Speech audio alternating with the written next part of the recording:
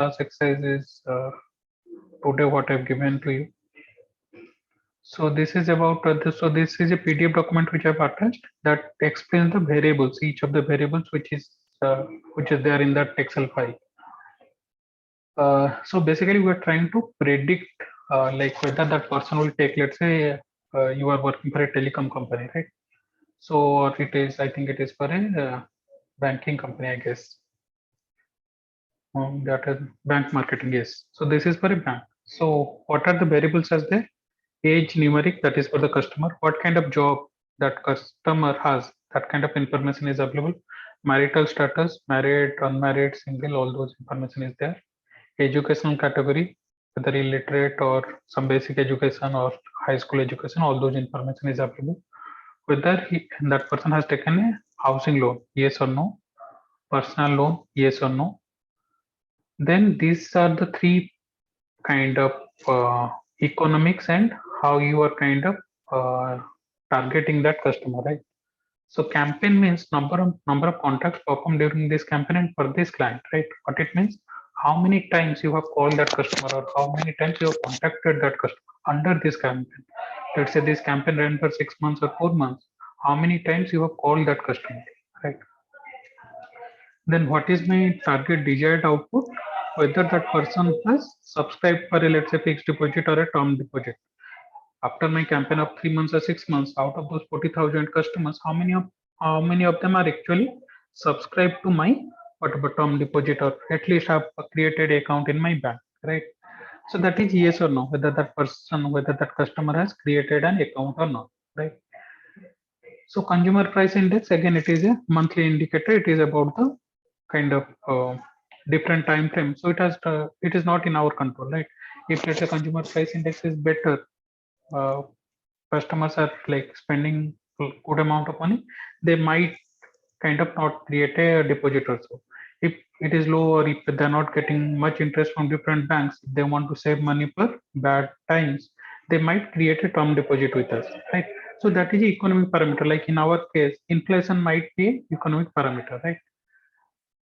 Duration again is a kind of a continuous or numeric variable. What it says that whenever you call that person, whenever that customer you called, last time when you called, how much second, right, you were in contact with that person, right? Campaign means number of times you have contacted that person, because sometimes what might have happened, you have called that person might not have picked up, or picked up, talked for 10 seconds and then kept the phone. This duration, what it shows, um, how much time you are able to or like kind of talk to that customer in seconds, right? So if basically kind of duration is zero means that basically you have not contacted that person, right? So these are the some of the variables what we have got in our data set, right? There are, I think, 30,000 or 40,000 customer information. So you remember what we want to predict. We want to predict using logistics regression whether I'm able to find whether a customer who is going to create a account with us or not, right? And these are my predictors. So in this particular case, yes, you can take all of them. But remember, when you are trying to predict something regarding profit, revenue, make sure that you're not taking a subset or superset of that in your regression, right? Otherwise, it will be a perfect regression. No need to compare anything with anything else, right? So this is our like kind of explanation of the variables, and I have the data set here, I guess. Just a moment.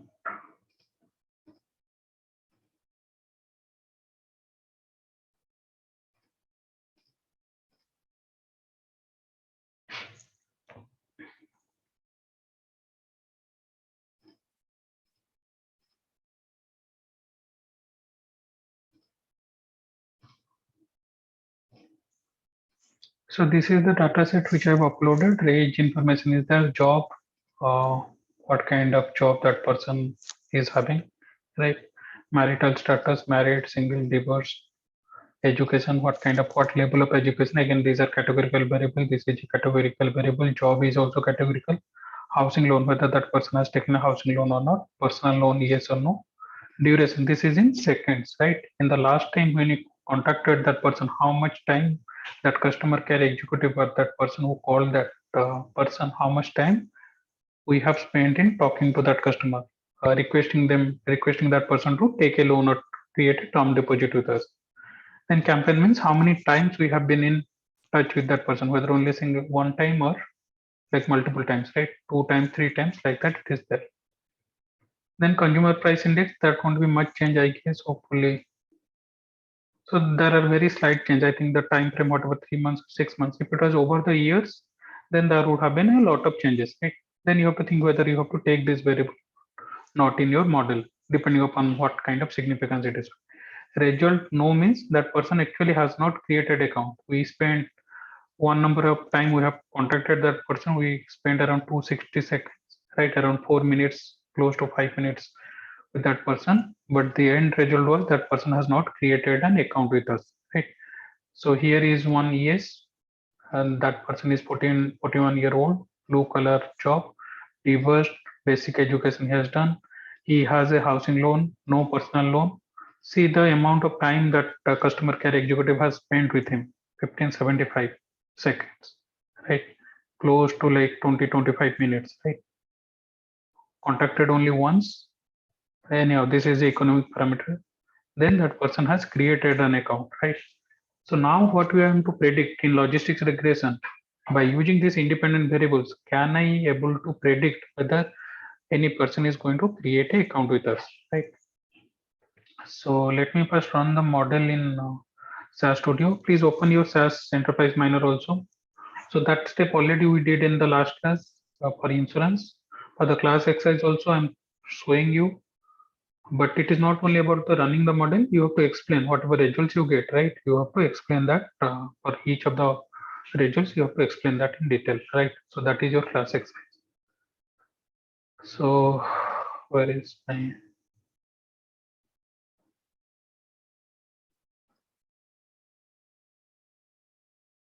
so first we'll carry out that in SAS Studio, right?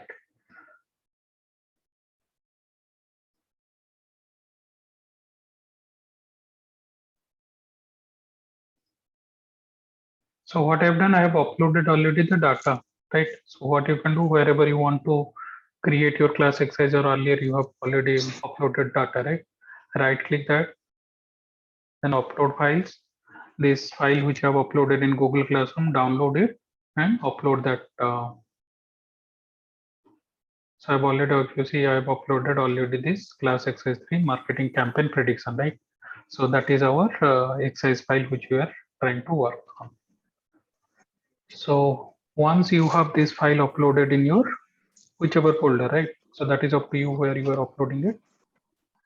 So what is the next step? Can anybody remind? Alisa, keep yourself on mute. What is our next Sir, step? then we will create the library over there. Library already, yes. Library already you have created. What you have to do right now? Library in the beginning, whatever library you have created, every time for a new project, you need not necessarily have to create a library. Yes, you can create that, but not necessarily every time you have to create a library. What actually we're trying to do, because this is a CSV file, right? So the file Yes, which so I've we'll given you, convert it to yes. SAS. So we have to first convert into a SAS, like SAS readable format. So we'll double click it. So I have already done that before this class started. So what I've done, I've double clicked it. So only thing what you have to do here is in output data, automatically all the documents goes to this folder, library work and dataset name import, right? This is a temporary data library, right? We have to change here and wherever you are storing it. So I have already stored it in my PAUS 2021 LR1, right? So for you, wherever the path name, click there so that library will be selected. And rather than import name, give that whatever logistics regression LR or 14th March, or let's say marketing prediction MP something, whatever name you want to give that so that you can recognize that, okay, this is the data set, right? I have already actually, before this class, I have done this. So LR 14th March, SAS 7B dat, right? So just keep any name which is comfortable for you, save that, right? Once you save that, run this document, run this process so that the CSV file will get converted into a SAS readable file, right? So that is the first step you have to do. Anybody facing any issue with it?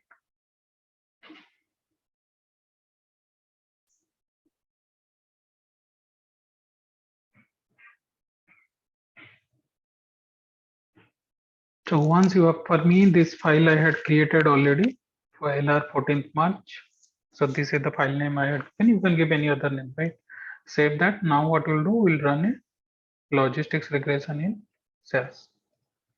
Go to task and utilities, scroll down, binary logistics regression, double click here.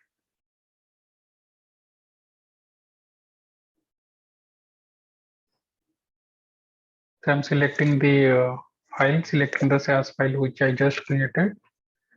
So first item is what is my target variable, what I want to predict. I want to predict the response, whether somebody is creating an account with us or not in that bank after the campaign was run for 6 months or 3 months, whatever the time frame, whether that person is creating an account with us or not, right?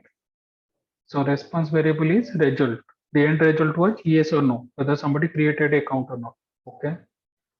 Event of interest, like I was mentioning here, is I am interested whether somebody is creating an account or not, right? Sometimes it might be something else, right? Let's say you are trying to predict this telecom churn, whether somebody is leaving you are not interested who are staying. You are interested in those customers who are leaving, who are switching from, let's say, Airtel to Jio, right? In that case, your event of interest might be no. Those people who are not staying, those people who are leaving, right?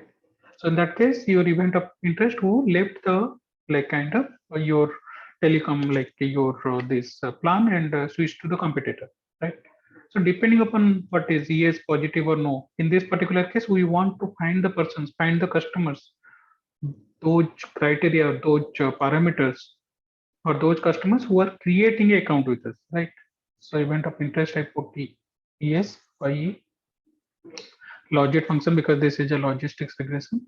Then classification variable. Age is numeric, job is category, then marital status is category, education is category, housing loan is also category, whether somebody has taken a housing loan or not. Personal loan is also a category, whether yes or no, right? So these are the 5 variables which are classification variables. Continuous variables, age, duration is number of seconds the customer care executive has spent with that person, right? Campaign means number of times that customer has been contacted during this campaign, whether one time, two time, three time, like that. Then consumer price index, which is economic variable during the time the customer was contacted. What was for that month? What was the consumer price index, right?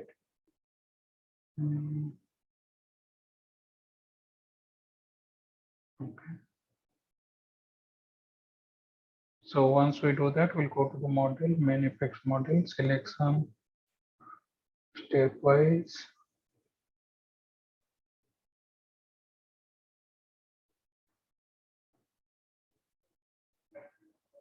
Select default and additional statistics because we want to see the classification table, right? So almost all of you are aware of classification tables, true positive, true negative, and how do you find out precision recall. Again, today we'll discuss that in the slides. Then there is something called generalized R square. In our case, in linear regression, like we had that R square and adjusted R square. Logistics regression, there is no that direct method of calculating R square. So we have something called as a pseudo R square. It is not actually R square, but we are trying to like kind of relate it to R square, right? That's why the name is pseudo R square. Then goodness of it, there is something called H and L geo goodness of it. I'll show you what does it mean or how it is like calculated. Multiple comparisons not required, exact test not required. I need standardized estimate and exponential estimate, right? When I'm comparing two categorical variables, I need to calculate that odds ratio. I need actually exponential of that estimate. Confidence interval, I'll show you why it is important. I'll just take one test.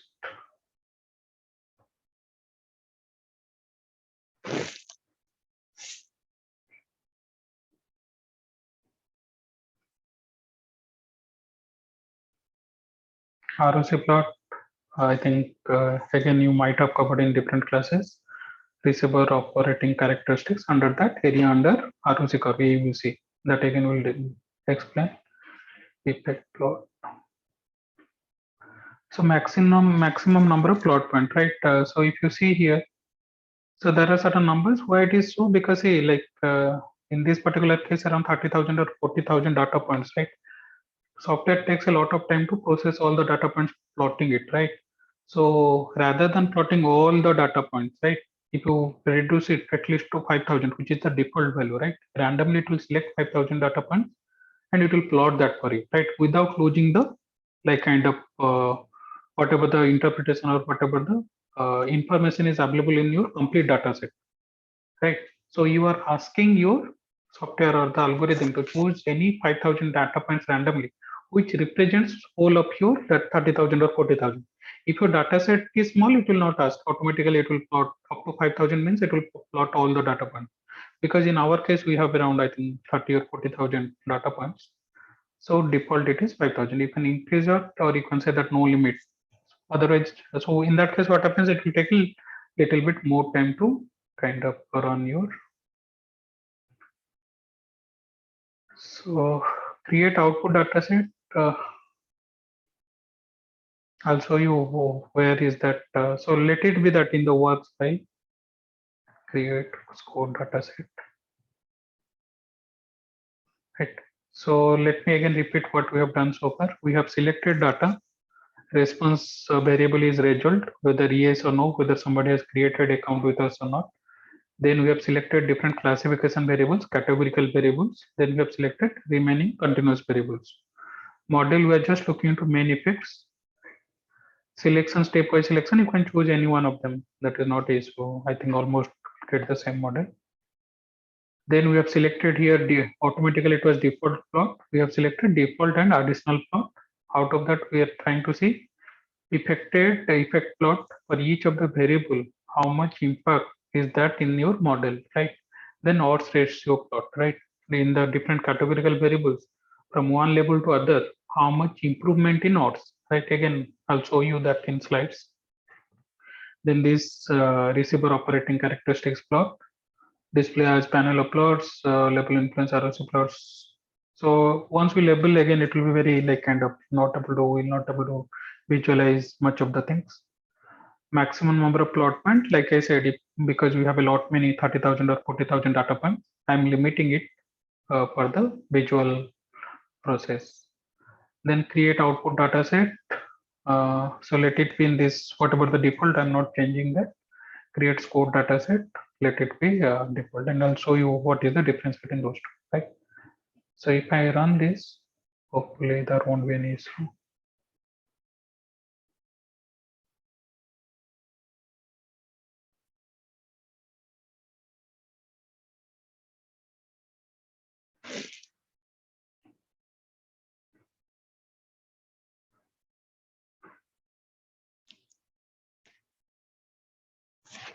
It will take a little bit of time because we have around 30,000 data, 30,000. So go towards the end. Okay.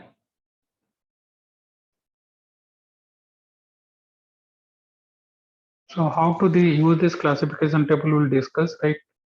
And what is this probability level and what is correct. So this is your nothing but your classification table, right? How many are true positives, true negatives, false positives, and false negatives, right? Then this is the HL and test. Again, I have taken some screenshots from the previous classes and put that in your slides. We'll go one by one. This is the ROC curve. Then this is the odds ratio, right? There is something interesting I will show you, concordant pairs and discordant pairs. Then this is nothing but your estimate, right? Exponential of estimate. How do you interpret those? Like we used to interpret the estimates in linear regression, right? How do you interpret in logistics regression, right? And then obviously the beginning R square. So this is not actually R square what you have studied in our linear regression. This is a pseudo R square. Then this is something again different type of Nagel curve or some Indian origin person has developed this R square. Then a log likelihood, this shows the like whether your model, overall model fit is there or not, right? So again, like I'll explain some part of in the slides. Same thing for each of these results what you have received, right? Copy this, right? Take in your Word document and try to explain. If not all of them, at least try to explain some of them. That what does this? Let's say if I try to interpret, is this my final model? Yeah. So if let's say age is given. This exponential estimate is 1.010, right? What does it mean? Similarly, duration 1.004, right? How does the age of a customer, age of the target customer, how much time we're spending with that customer impacts the like kind of probability of that person being our customer, that customer being, so that target customer taking our product or creating an account with us, right? What else? Okay. Anyhow, like rest of the things I'll show you in slides. I think I've taken screenshot from almost all of the results. One thing which you will not see it here is there is something called lift and gain chart. For that, we have to go to SAS Enterprise Miner, right? So what I've done, I've already taken the file. So again, I'll repeat that so that you know that how to, same process what we have done earlier. Let me just close it, then share it again. So what I have done, so first thing what you have to do, go to file, create a new project. Okay.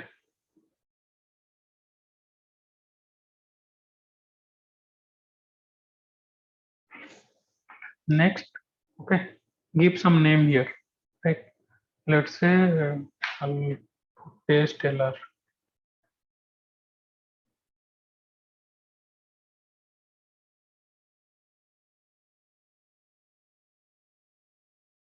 Once you see this blank screen will come, click on the program editor. So same process, you are creating a lib library. So already I have this folder, right? So now from where you will get the data, right? So wherever in your SAS Studio you have uploaded this SAS file, right? You have converted that SAS file and you have stored that, right? Go there, right click it. Let me show that again in case some of you have doubt.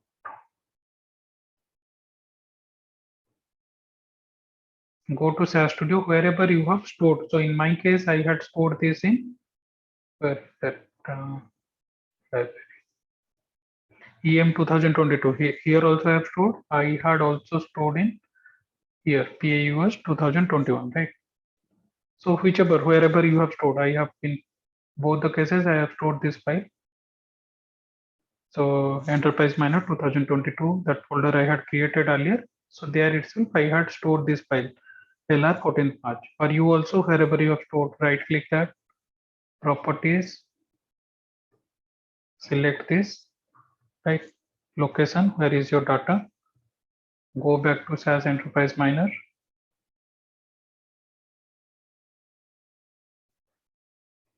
under double quote, put that path, then semicolon, then run, semicolon. So for me already the file is there, it might overrun that.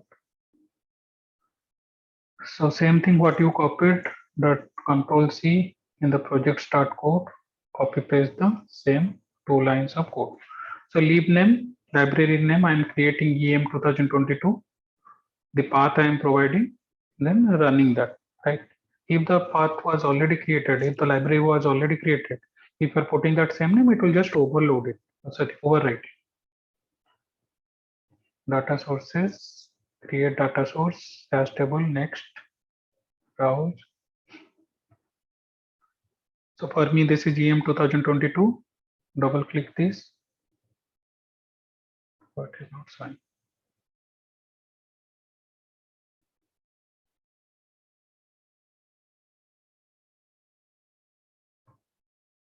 So just check, make sure that your internet connection is running.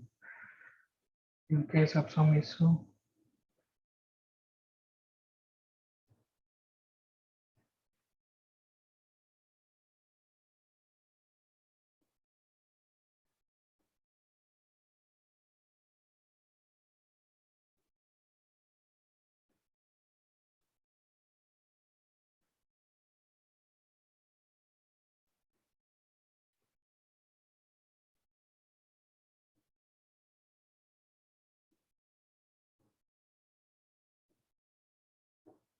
it is taking a little bit of time for me, but it's not showing.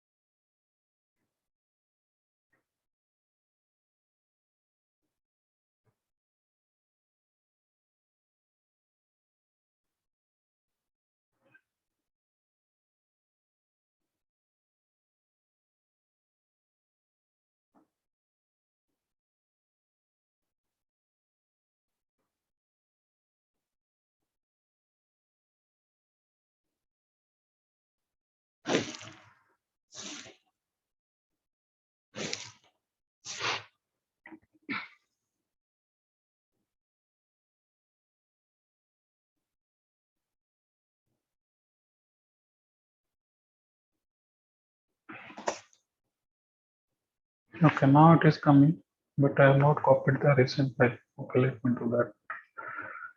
There, then replace it. There's supposed to be some issues has happened.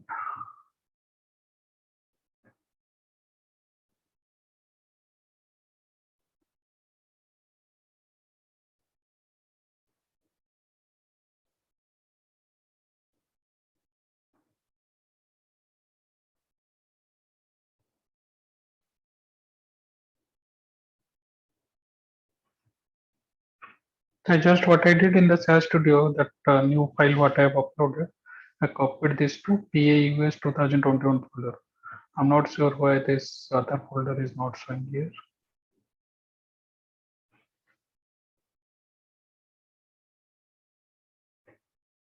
So now it has come LR 14th March. Okay. Next. Next. So here, if you remember, we did this in last class, right? If there are some class variable more than 20 labels, you want to ignore that. Missing values, you want to ignore that, right? So those are the kind of things, kind of limits you can put there in the advanced version. So this is the main part. This is something, remember, result is our target variable. That is what we want to target. This is what we want to understand, right? So result is yes or no, whether somebody has created an account with us or not. So that will convert into target. So that is a nominal, yes or no. And just have a glance that, okay, whether other variables, right, are correct. So all other variables we are putting as input. Age is interval, campaign is in like number of times that customer was contacted. Consumer price index, that is NAO ratio interval. Duration interval, number of seconds that customer was contacted. Education nominal, categorical. Housing loan nominal, categorical. Job nominal, categorical. Marital status also nominal. Then personal loan is again whether somebody has taken or not, loan or not, categorical, right?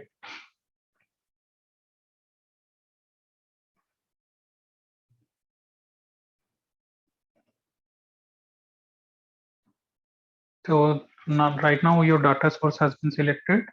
Go to diagrams, create diagram. Let's say test.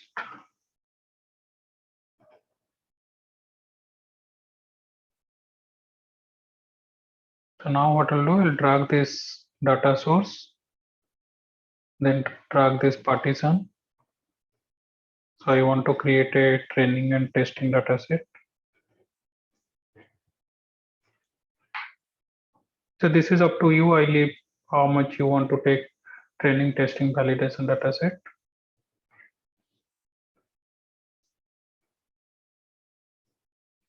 Then click on this model, click on this regression, drag it.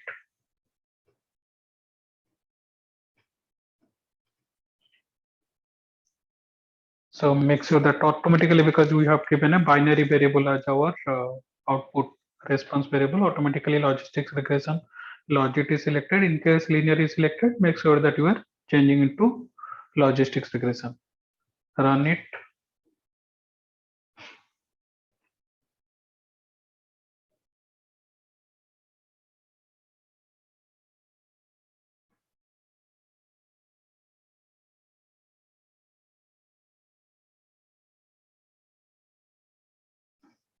So if I go to the result page,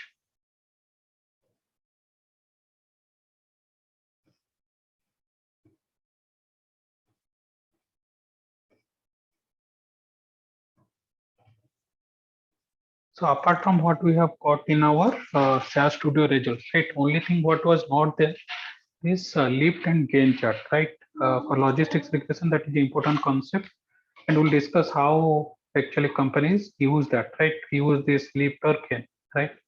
So if you see in that what we did in SAS Studio, this lift and gain was not there. So this information is shown here. Same information if you go to this result section, right? Towards the end, this depth, gain, lift, cumulative lift is given to you, right? So what I'm going to do now, I'll go through the slides. I'll explain all of these details, right? Run the same thing on your own. Whatever results you get, I have changed a little bit the details in the data set. I have taken out certain information. So whatever results you will get will be little different than what I have got here, right? So make sure that you are running that data set in SAS Studio Enterprise Miner, putting your target data as your this response for the result, right? Whether somebody is creating a account or not, right? Then for each of whatever we are explaining today, right? Whether it is a likelihood ratio R square or your whatever odds ratio plot, lift and gain, then classification table. Same thing you explain for the data analysis you have done, right? So now what I'm going to do, I'll go to the slides and where is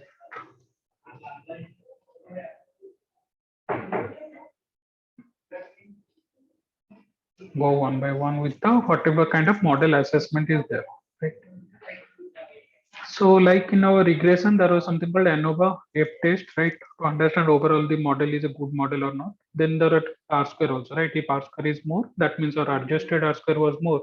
We used to explain that, okay, this model looks good, right? Almost similar to our linear regression, we have something called Omnibus or likelihood ratio test. So if I had created a model without independent variables, right? So whether somebody will create an account or not, it was a random. For me, it is 50-50. Yes, that person might create an account, this person might not create an account. So what does it mean? I do not have a model to predict anything. Randomly, I am assigning whether somebody will create an account with us or not. So if that was one model, right, likelihood function with no independent variables, I do not have any predictors. Another is likelihood function of model after including predictor variables. In our particular case, whatever our predictor variables, let's say age, education, consumer price index, number of seconds those persons were kind of talked to for a promotion, right? Whatever, or number of campaigns, right? All of those are our predictors, independent variables. By putting that model, right, whether we got a significance difference in result. If I have a model without any predictors, independent variables, and I have another model, LM is another model which we are creating using this predictors, right? whether there is a significant difference in results, right? So if you see that likelihood ratio, it is showing, so it is nothing but your with intercept only. Intercept only means there is no predictors, right? Value was 28998.724 without, along with intercept and covariates. Covariates means those predictors 22108.892, right? If I take the difference, it will come almost to this value 6889.8315. That is actually significant. So what we are saying that yes, by including predictor, we are getting a significant result which is different than if you had created a model without any predictors, right? So this is the meaning of this value. Then R square again, we do not have like in linear regression, we do not have anything like, okay, this should be the minimum R square or that should be the maximum R square. Particular case here also, this is nothing but a pseudo R square, right? We got 0.1540. So overall model explainability is not that great. We should look into other predictors also. Max rescaled R square. So another calculation of R square is giving us, so this is Nagel-Perker's R square, giving us around 0.30, right? Not that great, but model is significant, right? Model predictors. So if without predictors I have created a model, with predictors I'm creating a model, it is performing better, right? Not that much explainability, it is only 0.30, but still it is okay for, right?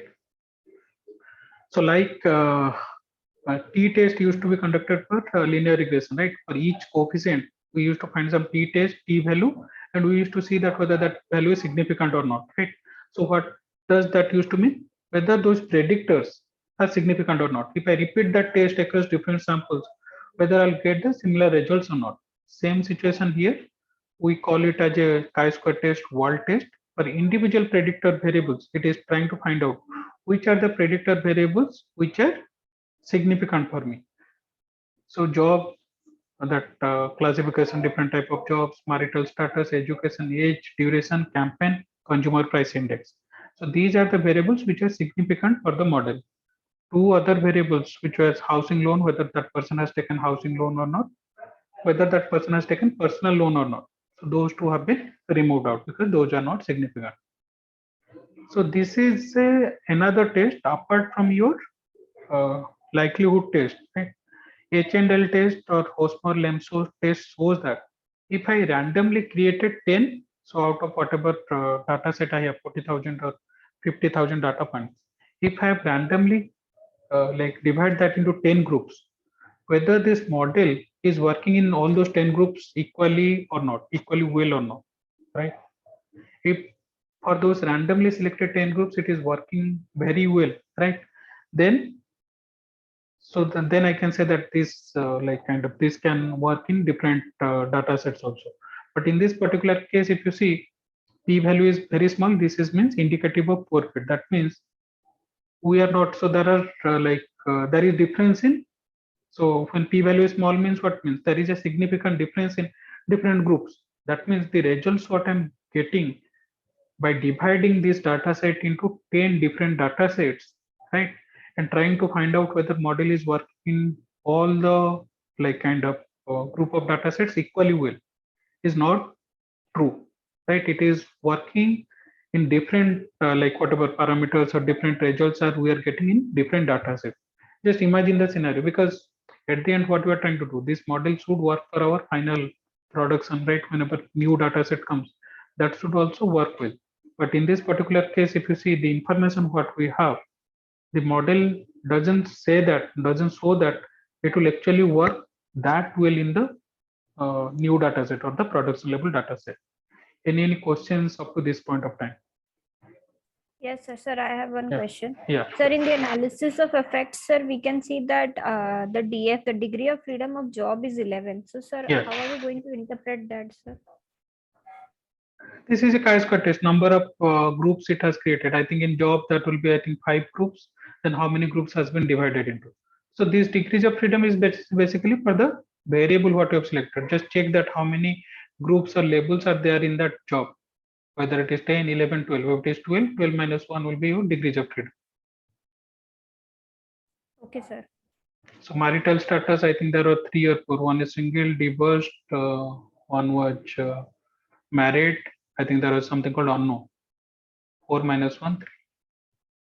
Job, I think there are 12 categories or something like that. Age, anyhow, that is a continuous variable. There is single day. Education level, there are 7 or 8. Basic, illiterate, basic 6Y, like that. 6 years of basic education, 4 years of basic education.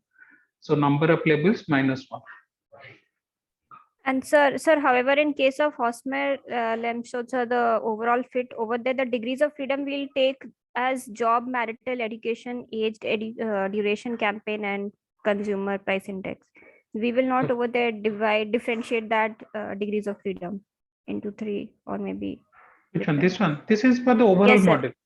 This is for individual predictors. H&L test is for overall model. So how we have received this 8? So what we have done, like kind of You've we taken have all created. these 8 parameters. It is not about those kind of parameters. It is our overall model. I am creating 10 groups of data set, right? Yes, sir. Then Yes, sir. I am trying to find out whether my model is working irrespective of what variable I have taken. Whether I have taken 4 predictors or 8 predictors, that is different. What it is trying to say that if I create a group of 10 data set, whether my model is working equally well in all those 10 data sets. If p-value is small, Yes, sir. means what it shows, the model results are different across different data sets, right? So which should not be, which is a bad thing for us, right? Ideally, what should happen? Any data randomly, if I divide the data set, my model should have equal result. But in this case, what is showing? Model has different results, significantly different results across different data sets. Okay, sir. Got it. So that is something which is not good, actually, not better for our model. Now we'll talk about this interesting classification table, which has been there for a long time with us, right? So if you have heard that story, right, the boy who cried wolf, right? So villagers, the wolf will be coming to village and eating out chicken, right? So villagers will appoint that boy to guard. Like anytime a wolf he sees wolf, he'll cry wolf, wolf. So villagers will get kind of go and hide there the whatever the chickens, fowls, and all those things, right? So imagine the scenario, right? Wolf is there, wolf is coming, the boy identifies and calls, right? So that is a true positive. So actual scenario, the like the boy, let's say the boy is nothing but a artificial intelligence. You can, rather than having that person, some human standing there, you can create a camera, put a artificial intelligence model in built inside that camera. That camera will detect whether wolf is coming. Then it will say that yes, some alarm will be there, right? So the model predicted that wolf is there, and that was true. The reality is also that wolf was there, right? So that is a true positive, which is required for us. We saved the town. Other scenario, the model, the camera which we have put in the village boundary, right, said positive. That means wolf is coming. But unfortunately, what happens? The reality is not there. Reality is not true. Villagers like kind of went away from their work, took the chickens, hide them. But what happened? This is just a waste of time, waste of effort, because wolf was not really there, right? So in that case, it is a false positive, right? There was a wolf, but we did not spot it, right? The model said there is no wolf. Secretly, the wolf like kind of came, or the camera was not able to identify because we did not have a lot of that algorithm which we are running is not good enough. So we identified that as negative, but that is a reality, that is false, right? So this true or false, whatever true is written, that is the real scenario, right? Whether the real it is true or not, right? So that was a false thing, right? Actually, there was a wolf, but model was not able to predict. Then true negative, obviously that will almost most of the time there was no wolf, model will not like create an alarm, right? So if I take this for a like kind of any scenario, right, depending upon the context, right? See, if you have true positive, true negative, that is good enough for us, right? What is problematic is false positive and false negatives, right? False positive is type 1, false negative is type 2 error. The problem happens, right, because we know that we cannot create a perfect model. We know that we have to balance it. We cannot have a perfect model where we'll say that, okay, I'll be able to do everything where there is no false positive, there is no false negatives, right? There will be, in reality, there will be some false positive and false negatives, right? How to reduce that? That is where we create two parameters. One is precision, where we are just trying to find out true positives out of all positive predictions, right? So I have made what are my total positive predictions, true positives and false positives. There are cases where wolf was not there, but the model has identified positive. So that also, that was his predictions of positive, that is there is a wolf, right? So out of this total true positives and false positive, how many of true positives are there? So whenever we are talking about precision, true positives divided by summation of true positives and false positives. Any number of times I have told that, okay, there is a wolf, there is a wolf, there is a wolf. I have told 10 times. 7 times actually there was a wolf, true positive. 3 times I have told positive, wolf is there, but that is wrong, that is false, right? So 7 by 10, that will be my precision. Recall is actually there was wolf, right? There was wolf 15 times or 8 times or 9 times. Out of the actual reality, how many times my model was able to predict yes, there was a wolf, right? So true positives divided by true positives plus false negatives. So imagine a scenario. There was 9 times the wolf came to village. Out of that, 7 times I was able to predict correctly. 7 divided by 9, right? So that was the total number of cases. 7 times I was able to correctly predict. 2 times I missed. 2 times I told negative, but actually there was a wolf. So that was the false negative. So that will give to recall, right? So I'll show you how these two things are kind of against each other. If I'm trying to increase precision, there will be a decrease in recall. If I'm trying to increase recall, there will be a decrease in a precision for the same data set. Obviously, for different data set, different algorithm, it will not be that. But the same data set, there will be always a challenge to keep a balance between these. That's why we do something called F1 score. Take a harmonic mean of these two, precision and recall, right? So one of the huge case of logistics regression is identifying Gmail or any Outlook. So they identify how many like mails they are getting into spam, right? So based on a model, what they do. So at the end, that is a binary output, whether a email is spam or not. So depending upon certain criteria, they'll say that yes, these characteristics are there. This email looks to be a spam. So automatically in your Gmail, that email will go to the spam folder. Other emails which are continuously coming and or the model is not able to detect, that will go to the not spam folder, right? I'll come back to this a little bit later on. Let's say, so how does this regression model work, right? We basically create a threshold, right? See, like in your linear regression, what we do, I want to predict profit for a certain combination of customer. We are predicting profit. Okay, if that person is a smoker having two number of children, like kind of from this location or from this married or like let's say other information what was given in your last data set, what will be the profit amount that we wanted to predict, right? In logistics regression, what is there? Logistics regression only whether that person or that email what we are getting, whether it is a spam or not, right? So we are actually trying to predict the probability whether that email what we are getting by taking consideration is into how many keywords has been there, how many things has been repeated in that email, from which location it has come, at what time it has come. Like there are different predictors, right? Uh, what is the title of the email?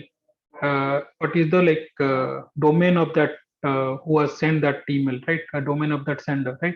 All those taken together, what we are trying to say that okay, whether that email is a spam or not, right? So basically we're fixing a threshold, right? If the probability of this email being spam is greater than 0.7, then I'll put that into a spam folder. If less than 0.7, I'll put that into a not spam folder, my regular inbox, right? So that is how your any kind of logistics regression will work. If the probability of this person being our customer, right, is greater than 0.6 or 0.58, then I'll put that as my customer target customer folder. I'll go and contact the customer again. If not, I'll not contact them. I'll say that okay, no matter what happens, that person is not going to create an account with us, right? So let's say I put some classification threshold, right? Let's say in the beginning I put it as 0.6. So what it means, if the probability of that particular email which came, let's say last night 11:40 p.m., probability of that being a spam is greater than 0.60, let's say it become 0.63, then I'll consider that as a spam, right? If it is, let's say 0.58, I'll consider that as a regular inbox, like regular email. So in a particular scenario, I have 30 emails. Out of that, the model selected true positives. 8 are actually spam. It was able to identify those 8 emails, right? Then falsely, there are 2 regular emails, right? It falsely said that yes, that is also spam, right? False positive. So what is the positive activity? What we are trying to do is positive means if I'm able to identify something, what is my event, what is my action? If I'm able to identify something as spam, right? So in this case, false positive is true. False negative is there are certain emails which was actually spam, but model was not able to identify, send them into my regular inboxes. Like that, there are 3. Then true negative, 17 emails which are regular emails, right? So those are model identify that not spam. So there are 17. So I have total 30 emails I have received in single day. Let's say I put that threshold as 0.6. Any email beyond 0.6 will be considered as my spam, right? So in this case, what happens? I have how many? 3 to 5 to 7, 3, 10. So there are 10 emails, right? 10 emails which we have told as spam, right? Because this is the classification threshold. Beyond that limit, I'll consider that email as spam. Out of these 10, actual spam is this green ones. Out of these 10 which I have told, beyond this classification threshold, then those emails being spam is greater than 0.6, right? So out of those 10 emails, actually 8 are actually spam. Out of 10, 8 are spam. So what is my precision? I predicted true positives, right? 8 total positives which I predicted, right? 10, because all these 10 I told that all those 10 are spam. 8 by 10 gives me 0.8. What is my recall? What is my true positives? That is how much? 8, right? Out of the total positives, I'll go and look into this my spam, like not spam folders, right? And I'll find that there are 3 emails. These green ones are the actual spam, right? In my inbox, 3 emails has come because the model was not able to identify which was actually spam, right? So total positive out of actual positives, right? So that gave me a rise of 0.7. So in this particular case, when I'm putting a threshold of let's say 0.6 or whatever the number, or 0.7, I'm getting a precision of 0.8. That means out of the positive predicted positives, right? True positives is 80% of the times. Because if I'm telling 10 emails to be spam, 8 times I'm correct, right? So my like correctness, not accuracy, accuracy is another measure, is around 80%. Recall means out of actual positives, actual spams, right? 11, I'm only getting 8. That means 73%. In this particular case, recall is less than precision. Let's say I increase the classification threshold. Let's say earlier it was 0.7, I increased it to 0.75, right? So right now, how many I have? Earlier case, I had predicted 10 total as spam. In this particular case, I have only 8.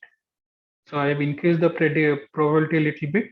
So what I'm telling right now, earlier I had a threshold of 0.7. That means any email which has a probability of being spam is greater than 0.7. That will be put in spam folder. Now I said rather than 0.7, put that threshold limit to 0.75. So what happens between 0.7 to 75? Any email was there. Now it will be treated as not spam because I've increased this threshold. So now I have total 8 emails which are considered treated as spam. Out of this, actual true positives are 7, right? So if I go beyond this threshold for the same data, right? Say 7 are truly spam, truly positive. I have predicted total 8 as positives or spam. Out of that, 7 are. So if you see, my precision has increased. When I'm increasing the threshold of probability, my precision is increasing. But what happens to recall value? I have still 11 negatives. 11, like total 11 kind of spam, 11 should have been treated as or detected as spam. Out of that, actually, I am able to detect only 7. Right. 7 divided by total is 11, right? I have total, if you count this green ones, there are total 11 emails out of 30 which were spam. But out of those 11, I am able to just find 7 because I have increased my threshold limit. So in that case, what happens? My recall value decreases, right? So other way around, if I just reduce my classification threshold, earlier it was 0.7, I reduce it to 0.6 or something, right? So similarly, what will happen? My precision value will decrease, my recall value will increase, right? So whenever you are increasing your classification threshold, right, your precision value is increasing, recall value is decreasing. If I'm reducing classification threshold, then my precision value is decreasing and recall value is increasing, right? So this is where you have to keep a balance between classification threshold, right? So what does it mean by classification threshold? For a logistics regression, what probability limit I should put for event to be a positive, right? Because logistics regression is nothing but calculating the probability of an event happening or not, 0 or 1, right? If I say that anything, if I toss a coin, right, if this random number comes as 0.6, I'll tell that, okay, this will be a success or not, right? Same thing like here. What is the probability you are telling, right? What is the probability you are telling, that limit you are putting? Beyond that, it will be treated as an event, right? And that event you can define. In this particular case, we are telling whether that email will be spam or not. We can also say that whether, like, let's say customer will create an account with us or not. Or we can also say that whether a customer will leave, churn from our company or not, like will move to the competitor or not. So that event will vary. But what is that limit? What is that threshold limit? We have to, from the logistics regression, we have to find that threshold limit, right? So today, when you run this logistic regression, that number model is not going to calculate for you. It will show all the results. That number at the end, you have to calculate. So, and how that calculation will be done, I'll show you. But that is something you have to find out, right? But any questions on the this part, precision recall?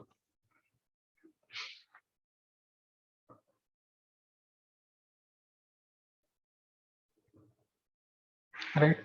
So whenever we are into this situation, these are the few matrices we calculate for not only for any kind of classification, right?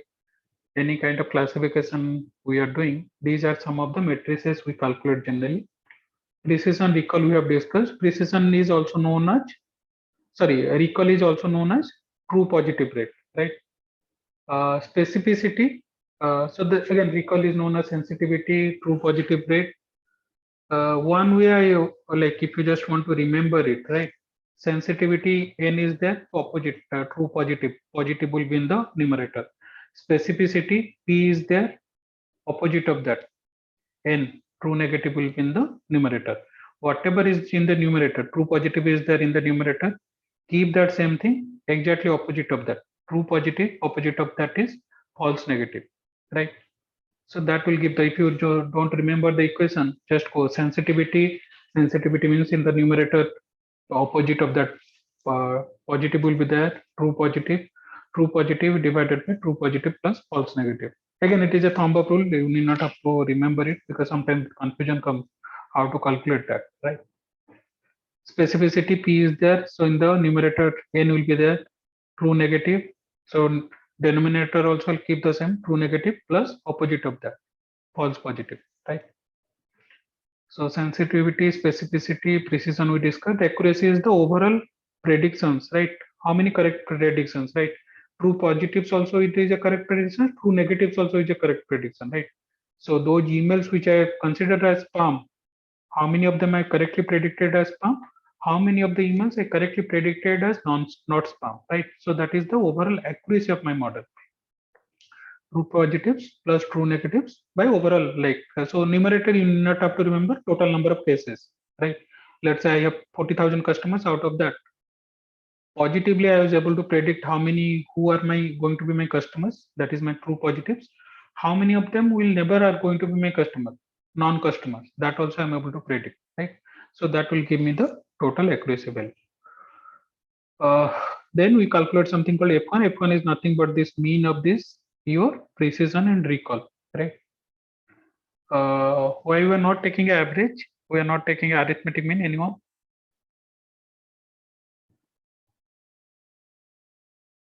Because F1 score is nothing but the average of precision and recall. But why we are doing this kind of calculation? What is this? Because this doesn't look like an average. Because like I said, there is always a tug of war. There is always if you increase precision, recall will come down. If you increase recall, precision will come down, right? We want to balance it. So balancing means we are taking average, right? But this doesn't seem like a average formula. Average formula should have been harmonic mean.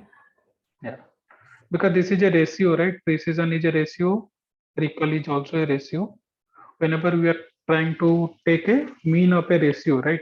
When you take arithmetic average, we take generally like kind of whenever we have some numbers, right? Some constant or some numbers, right? Whenever we have a ratio, we try to take harmonic mean 1 by a plus 1 by b divided by 2, right? The formula of harmonic mean, and that's what we have got here.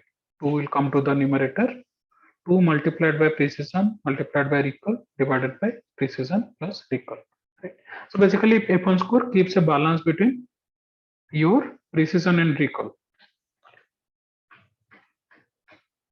So this is again like if you go to SAS Enterprise Miner or ED or SAS Studio, right? So this table would have been given for you: false negative, true negative, false positive, true positive, right? So find out this from your table, calculate what is the accuracy of your model, calculate precision of your model. So these percentages would not have been calculated for you. This you have to calculate manually, right? So for your model, please calculate the analysis what you do, right? Formula I have given, this table you can get from the results, right? So I'm not again going to explain it because this is just a calculation part. Any question or any doubt on this? I hope everybody can like just go through the SAS Studio results. Same thing you can get into Enterprise Miner results also. You'll get a table like this. Take that numbers, use this formula and calculate that for your class exercise. So is there any threshold for F1 value also? Like it should be less than 20%, more than 20%? Not necessarily. What we do, we create different models with F1 score, which has a better F1 score, we take that. Same thing like a R square. We do not have a particular limit, it should be greater than 0.3. So in this particular case, we'll create different models, right? We're taking different predictors, which have a better F1 score, we take that. Okay, sir. Then this is some another like so this is what we are discussing, right? How to understand what should be that classification threshold, whether like kind of we are discussing that example, right? Spam, whether that email comes, whether it is a spam or not, whether I'll keep the probability level as 0.6, 0.5, 0.4, 0.7, 0.8. So there are different thresholds, right? What threshold or what probability threshold I'll keep so that I'll get maximum benefit, right? So what do I mean by maximum benefit? I'll have a better precision, better recall, right? Or in other way, if I'm just looking into true positive rate or true negative rate, so I have a better true positive rate or true negative rate. If correctly identifying positives, right? So I am very much interested in how many true positives I'm getting, right? If some emails which are like kind of not spam, but they get into my spam folder, right?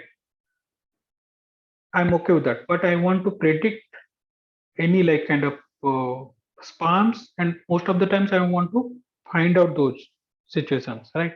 So that in that case, I'll be focusing more on sensitivity, right? Or if I want to find out correctly identifying negatives is more important, right? Not spam. I want to true negatives, right? I'm much more focused on true negatives. Any email which is not spam, right, should not get into a spam folder, right? That is much more important for me, right? So in that case, I'll be looking into specificity, right? So these table again you will get from either SAS Enterprise Miner or SAS Studio, right? So how to take or how to calculate which is your classification threshold? Because see, based on that, when you use this in your products and when you use in actual field data, right?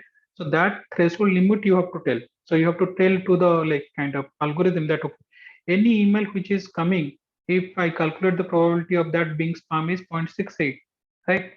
Because I have a classification or I have a classification threshold as 0.65. 0.68 is greater than 0.65, it will go to a spam folder, right? So how to find that probability level? Like, so this probability level is nothing but your different classification threshold. So what does it mean? If I put my classification threshold as 0.58, right? So out of all the events, right?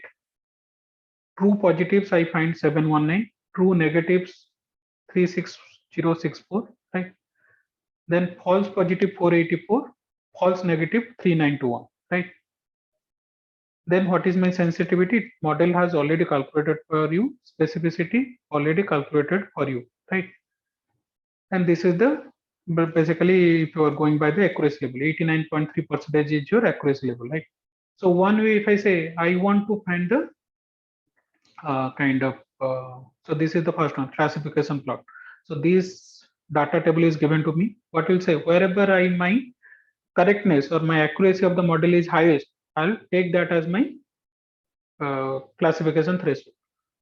So before 0.580 also, if you see from 0.0, it is given till 0.58. So I have not considered that. You can check in that your result, right? So that is a very big long table, right? So I'll check where is my classification. So in these particular four cases, 89.3, 89, 89.3. After that, again, my accuracy level is decreasing. After 89.3, if I put 0.660 as my classification threshold, my model accuracy level is decreasing actually 89.2, 89. Actually, it is decreasing. And wow. So what I should do out of these four values, right? Ideally, I should choose one as my kind of my classification threshold, right? So this, if I go by only the classification plot, then another matrix is there which is known as evidence index, right? So it takes whatever like sensitivity, but let's say, so see the scenario, right? So if I just go by the accuracy level, I have four options. Probability level as 0.580, 6, 620, 640. I have these four. How many? 1, 2, 3, 4. Yes, these are my four classification threshold options. Either of them I take, I will have accuracy level of 89.3%. Right now, what I say out of these four, I cannot put all those four. I can say that okay, I'll take the maximum 1.64. In that case, if you see my sensitivity is reducing, specificity is little bit increasing, right? So if I want to keep the balance between both sensitivity, right, telling that I'll find out all the spam like which are actually spam, I want to find out that. Also, I want to find out those who are not spam, they will go to my inbox. They should not get into spam. I'm also concerned with the those true negatives also, right? So in that case, what happens? Add this sensitivity and specificity, subtract by -1. So let's say I have these four cases, right? 0.58, 0.6, 0.620, 0.640, right? Add the sensitivity and specificity, 15.5 plus 98.7, right? So remember to put it in decimal point. 15.5 means it is 15.5%, right? So 0.155. Specificity 98.7 means 0.987. Add these two, 0.987 with plus 0.155 minus 1, right? So like that, if I calculate for all these four values, whichever has the maximum evidence index, I should use that as my classification threshold, right? So first I find out which of these predicted probability level has the highest accuracy. I got these four options, right? Then for each of those four options, I calculate evidence index or J statistics. Out of that, for whichever has the maximum evidence index, right? I take that as my classification threshold, right? Is this part clear or no? Yes, sir. Okay. So last option, which you have not discussed, which I have not shown, if time permits, I'll show you in the next class. So this part already you have discussed. Yeah. I have a question. Yeah. Sir, in this case, like you were saying that it has, if we take the correctness over here, the percentage of correctness, there are four possibilities over 89.3, we have four. So if we take it in a basic instinctively, We can also say that the correctness जो है 89.3%, we can out of that we can choose the probability level which is high. Yes, probability level, if you like choose high, then what happens? That I showed you, right? Your Yes, sir. precision level is increasing a little bit, but recall value is decreasing. Yes, sir. So in that case, if you want to keep a balance between precision and recall, then you have to calculate this Jordan's index. So what you told is right. If I have 4 options of probability, let me be very safe and take the maximum one. But in that case, what happens? Your precision will increase and recall value will slightly decrease. For each of them, if you calculate your precision and recall, you'll get different value. So that also you have to keep a balance, and that will this Jordan's index will basically keeping a balance between them. Maximum of whichever has the maximum of sensitivity, also specificity. If you see this equation, what it happens? Addition of sensitivity and specificity, it is maximizing both of them, -1. So for one threshold, wherever I'm getting both sensitivity high, specificity high, summation of that high, I'll go by that one. Okay, sir. Then cost-based cutoff probability, like I said, for each of our decision, whenever we am doing a mistake, right? So what are my probability? P01 is probability of classifying a negative as a positive, right? So that is where your false negative comes into picture, right? That was a negative, but I have told as a like kind of that as a positive. Right? Then positive as negative, that was actually a spam, but I have told that as a non-spam, right? So now you have to see that, okay, so look into this scenario. There is a possibility, probability of a event happening, right? There is a probability, right? Where you do not have a spam, that is actually negative. That is not a spam. I have told that as a spam. Then there is a case 10 means that is a positive. 1 means positive, that is a spam, but I am telling as 0. P10 means P1 that was a positive spam, but I am telling as it as 0, that as a negative. P01 means that was not a spam, but I am telling that as a spam. Now what happens if I try to assign a cost to the customer? Imagine a scenario, somebody is using your email services, right? What is the cost if I say that emails, right, was not a spam, but I told that as a spam, so it has gone to spam folder, and after 30 days it got deleted. So what is the cost to that customer?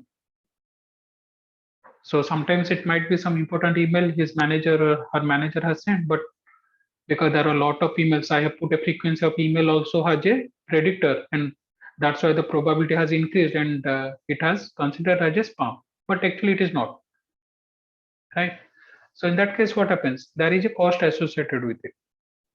Other way around, actually a spam, but the model was not able to predict, it came to your inbox, right? What is the cost of that? So for each of these decisions, if you put some cost, so imagine in this particular scenario, which one do you think will be more costly? Identifying a spam as a not spam, or identifying a actual email, not spam email, as a spam, which is a costly to the customer, which is more costly to the customer. Sir, an actual email to Yes, be sir. identified as spam. Yeah, because Non-spam to spam. that has a very big, like in case you do not check your spam folder within 30 days or 15 days, that has been deleted. Some important job or something very important from your family or something has come, you are not aware of that, right? So in that case, you will create a very big cost to that. You'll say that, okay, this whenever this situation arises, put let's say 10,000 or 20,000 as a cost, because that is a, you are putting high, you are giving more weightage. So basically cost is nothing but more weightage. That is a very big cost to you, right? If that is a not spam actual email and you are putting that as a spam. Other way around, if that email is a spam but it has been treated as a not spam, it has come to your inbox. Yes, some difficulty will be there, but I don't think that will be that much difficulty in the other way around. Let's say I put 100 rupees or 200 rupees for that cost. Now what we'll try to do? So I have these probabilities and I have this cost associated with. In this particular case, what happens? I'm treating them as equal costly, like weightage of sensitivity and specificity is equal. In this particular case, depending upon the business case scenario, depending upon what I'm trying to predict, right? I am assigning different cost to them. For me, somebody which is some email which is not spam, right, has gone to a spam folder is much more costly to the customer. So I'll put a weight of 10,000 rupees, right? But some emails which are spam but considered as not spam, it has come to my inbox. I'll put, let's say, 100 rupees or 500 rupees. Now what happens? I'm providing 20 times of more weightage to a situation where a not spam email has gone to a spam folder, right? So I'm providing different weightages, right? So this is little bit realistic, right? Because that is the actual scenario. It doesn't have the equal weightages for both the probabilities, right? So this also we can do. We can put some weightage here and try to find out which is working for us, which is kind of like better for us, right? So here, in case obviously we are trying to reduce the weight, right? Reduce the cost, right? Because we are calculating cost here. So overall cost, wherever is the minimum for a predicted probability, we'll take that as our like classification threshold, right? So this also you can do in the SaaS enterprise miner also. This is on weight, what I have shown there. You can put the weight and try to find out which predicted probability level is giving you the less cost for your like, obviously we are doing it for our customer, right? For the client or the customer, right? So this is the three ways where you can find out your classification threshold, right? Any questions or any doubt? The easiest one is to go by the classification plot, find out which is the most accurate results or most correct result. But here, if you see these numbers are repeated, so second step is to go and find out where there is a balance between sensitivity and specificity, right? If you have from the management side some cost has been assigned, then you can also calculate by this equation, whichever has the minimum cost for a predicted probability level, which has the minimum cost, you can find out that. And any questions or any doubt on this? So this is interesting concordant pairs and discordant pairs. Have any of you have gone through this? What does you mean by concordant and discordant pairs?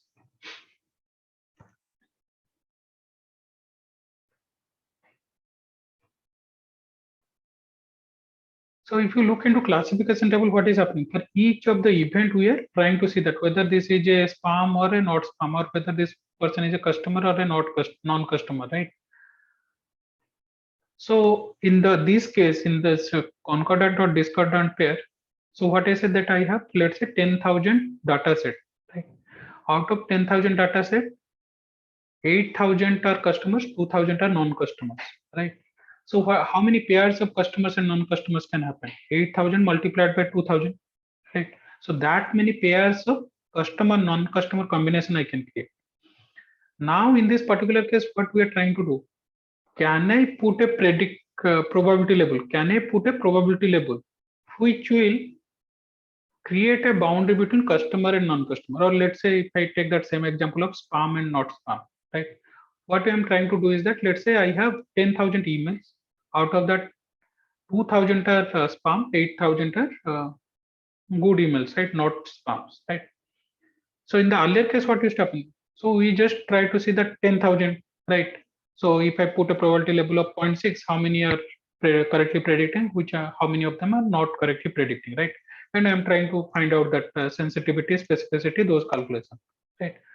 Other way of doing this is how many pairs of data set I have. So I have 2,000 spam emails, 8,000 non-spam emails. 2,000 multiplied by 8,000, that many pair of data, right? So now let's say for one pair, right? One pair of email. So in one pair of email, what is happens? There is one email which is a not spam email, one email which is a spam email, right? If let's say I put a predicted or classified that's threshold as 0.6,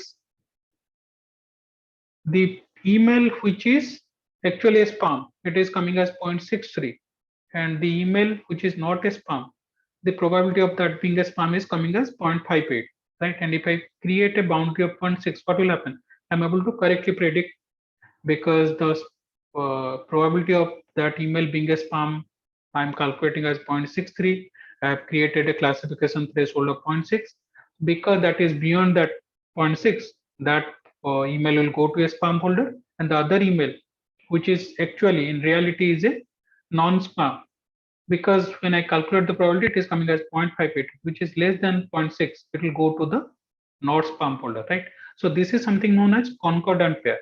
If I create a classification threshold for a pair of events, right? Event and non-event, right? And I'm able to predict correctly for both of them, right?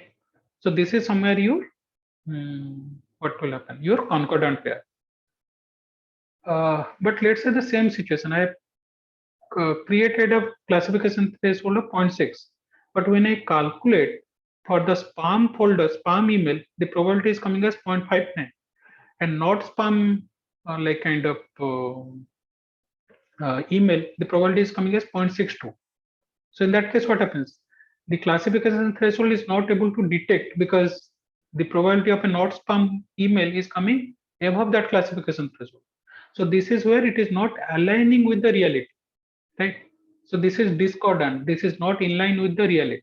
So this is known as discordant pair.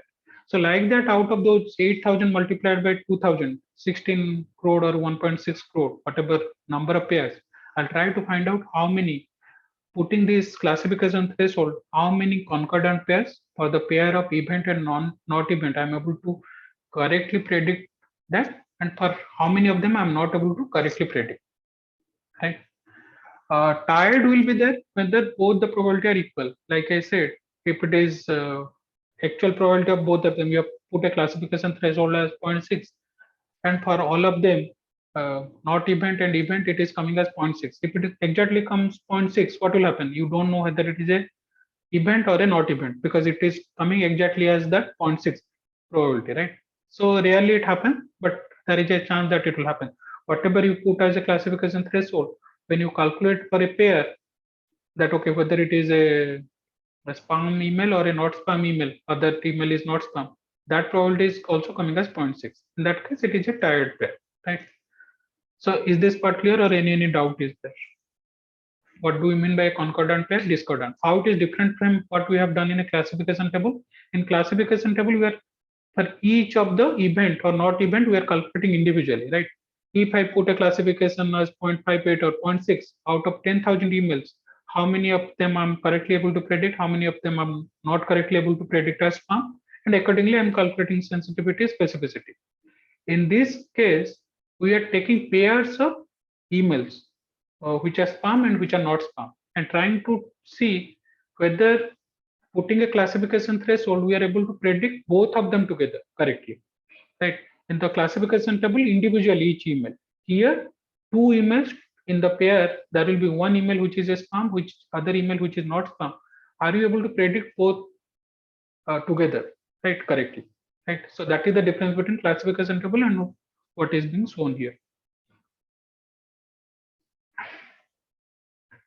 Is this clear or still any doubt? If there is any doubt, we can discuss that today. Anyhow, we are like kind of beyond our time limit. So what will say, I have already shared the slides last class. Go through it. Still there is any doubt, we'll discuss that in the next class, right? And there are a few more things lift and gain I could not discuss. I was supposing can discuss today. But anyhow, I have shared the slides. We'll discuss that in the next class. But at least for your next class, run the analysis, run the logistics regression, both in Enterprise Miner and both in SAS Studio. And whatever we have discussed today, till today, right? At least the classification table, how to calculate sensitivity, specificity, how to calculate evidence index, right? So at least that part you should be able to complete, right? Lift and gain, I have not discussed. If you are able to do it, good. Otherwise, anyhow, I'll explain that in the next class. Whatever we have discussed so far in predictive regression model, generalized linear model, and today, whatever portion of logistics regression, and whatever we'll discuss in the next class, right? That will, so obviously, till logistics regression only. If I were discussing something else, that will not be part of your quiz. So next week, during our class hours, there will be a quiz covering predictive regression model, generalized linear model, and logistics regression, right? 10 marks, 10 minutes, 10 questions. Okay. Again, all of them are objective types. Any questions, any doubt before we close?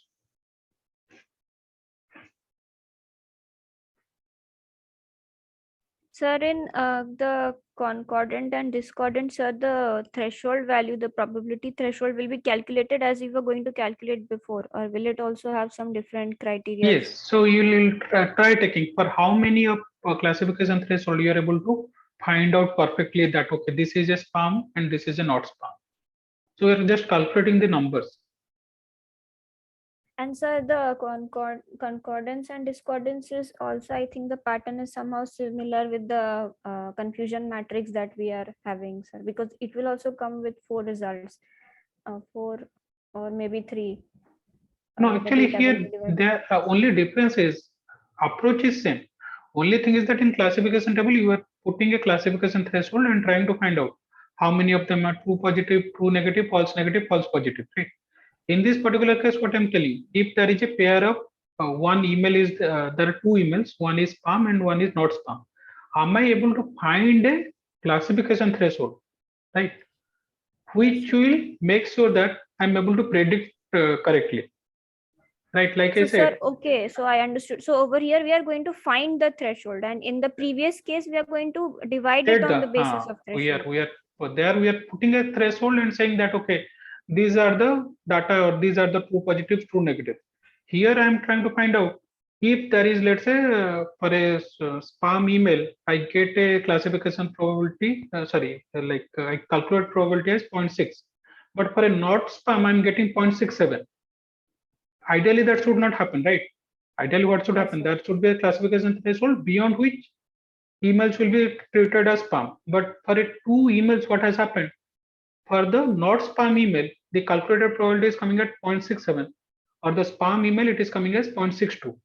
Then what will be your threshold? Because if I put the threshold as 0.7, both will be treated as not spam. If I put the threshold as 0.65, both will be like spam will be treated as not spam and the not spam will be treated as spam. So there is no classification probability which will be able to identify them correctly. So that is a discordant pair. So, sir, if we first approach by solving the problem by taking the concordance and discordance, find the threshold probability, and then go for the confusion matrix, So then will not. okay. So there we are not actually finding the threshold probability. What we are trying to find, how many threshold probabilities are there out of total set of probability?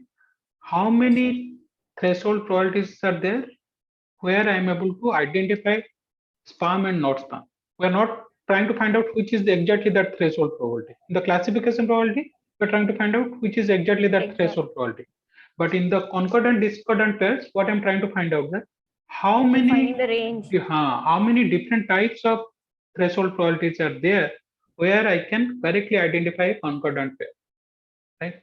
So if I'm able to identify, so I'm not exactly telling whether it is 0.58 or 0.6. What I'm telling, how many different probabilities are there? Let's say at a 0.6, I'm able to identify 100 concordant pairs, right? So like that, I'll add that up, right? So, sir, in the model, either we will go by the confusion matrix or we will go by the concordance and discordance, or can we go by both? Actually, concordant pairs is nothing but your AUC. So AUC, whatever it shows how many concordant pairs you have in your model. So it is not that like additionally you have to calculate that. More the better, right? So more the better means you are creating a model where you have that there are lot of thresholds which are able to identify the difference between spam and not spam. So that means your model overall model performance is good. But classification table will give you that classification threshold which you should use in your model, which you should use in your products or in the actual field. Okay, This sir. will only tell you whether your model is good or bad. Okay, sir. Sir, and I have one question from previous class. Yeah. Sir, I was going through the analysis part. So, sir, over there it was given BIC and SBC. However, when I was searching for in the internet, sir, they were showing that both of them are same. So, are No, both I of think them I had same? given that in your no Bayesians, and that I think it is Warjoins or So you something. had given us SBC, not the BIC. But however, I was searching for SBC, so it was giving BIC. So I got confused that maybe they are BIC the is same. no, both are I think different. I'll just search that, but both are different. BIC is something related to Bayesian, I think. The Bayesian information Bayesian, yeah, criteria. yeah, both are different. I don't think both are same. Sir, because I was finding out the interpretation everywhere, it is given that it is same. So I got confused that if it is same or not. Okay, so it is showing BIC and SBC are same. Yes, sir. But in the SAS model, we have both of them as different. BIC is different and SBC is different. Yeah, ideally both should be different. Anyway, I'll check that. Okay. Yes, sir. Remind me in case next class I do not have an answer. Remind me to check that. Okay. Okay, sir. Yeah. Sir, I missed my attendance. Roll number 258. Yes, sir. Okay. Anyone else? Thank you, sir. Okay. Chalo. Take care. Bye bye.